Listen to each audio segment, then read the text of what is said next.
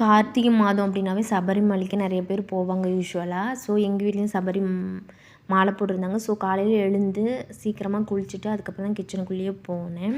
அதுக்கப்புறம் பார்த்திங்கன்னா மதியம் வந்துட்டு லஞ்சுக்கு என்னென்னா பீட்ரூட் பொரியல், சாதம் செஞ்சுட்டு அதுக்கப்புறம் கொள்ளு பருப்பில் வந்துட்டு கடையில் செஞ்சுருந்தேன். இப்போலாம் பார்த்திங்கன்னா என் பொண்ணு வரத்துக்கு முன்னாடி பால்லாம் காய்ச்சி ரெடி பண்ணி வச்சுருவேன். 12:30க்கு வந்துடுவாங்க. வந்ததுமே பால் கொஞ்சம் குடிப்பாங்க. இப்போலாம் பார்த்திங்கன்னா கொள்ளு பருப்பு வந்துட்டு கடையில் யாருமே செய்யறதில்ல. மோஸ்ட்லி யாருக்குமே அதோட டேஸ்ட்டே தெரியறதில்ல. செம்ம டேஸ்ட்டாக இருக்கும்.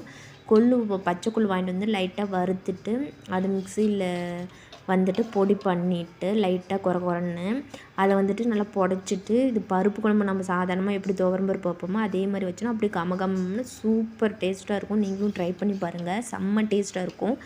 90s கிட்ஸுக்கெலாம் இது செம்ம ஃபேவரட்டாக இருக்கும். ஓகே ஃப்ரெண்ட்ஸ், என்னோடய வீடியோ பிடிச்சிருந்தால் லைக் பண்ணுங்கள். பாய்.